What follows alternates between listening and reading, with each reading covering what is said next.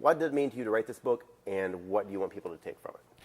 What it meant to me was, as a youngster, both my training as a thief, my background as being the son of a couple of heroin junkies who were dealing, this was stuff that I was not proud of. And I had a lot of upward mobility in my life. I wanted to do well. I wanted to do well in my world, and I didn't want people to know who I was, my background, and my family.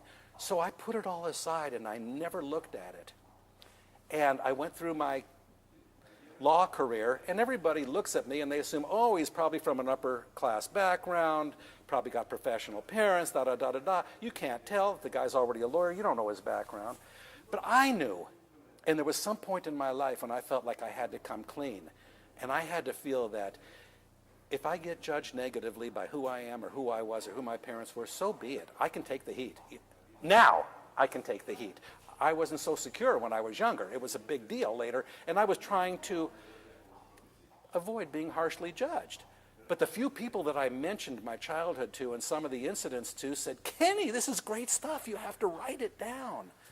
So it took me the majority of my adult years to finally get the discipline and the desire to sit down and write the book. I wrote it because I wanted to be clean with myself. I wanted to be clear with myself. I didn't want there to be anything hidden. Because we were thieves, my reaction is to be incredibly honest, incredibly high integrity.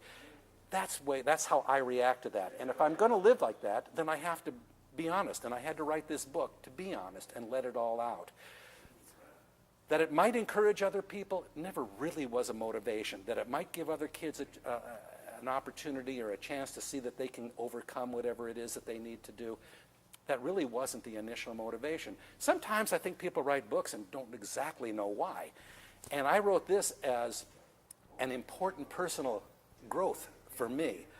But after I reread it, I realized that there were some kids who are in difficult situations who do not have loving parents, who do not have supportive parents, whose parents are actually delinquents, and that's a phrase I developed, delinquent parents. And kids who have delinquent parents have to realize that the fact that your parents are out to lunch, or the fact that they're negative, or the fact they're not helping you is not relevant. You still have to take responsibility for your own life. You still have to make something out of yourself. Nobody's going to help you. And if you wind up being homeless and eating your meals out of a trash can, nobody will care. And so I let the kids know these days when I get out and I talk to kids, and I do it all the time, I let them know that they have it within themselves to do something with their lives. And the only key out of poverty is education. Knowledge is power. And I let these kids know that they have it within their capacity to make their lives work. And if they don't work out, they only have themselves to blame. And I lay this on them, and I let them know that while it's great to have supportive parents, you can't use it as an excuse if you don't.